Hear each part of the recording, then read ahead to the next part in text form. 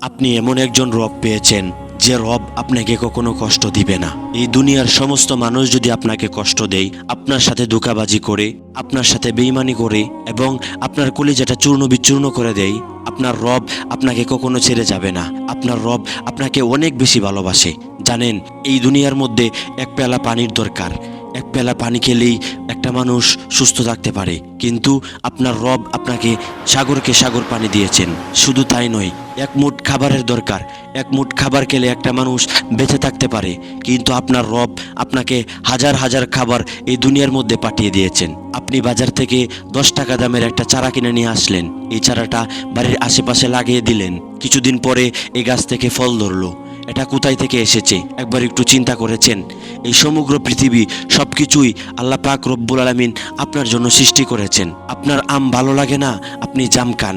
আপনার জাম ভালো লাগে না, আপনি কাঁঠাল খান। আপনার কাঁঠাল ভালো লাগে না, আপনি লেচু খান। দুনিয়ার মধ্যে নানা রকম ফল আপনার জন্য আপনার রব বরাদ্দ করে দিয়েছেন।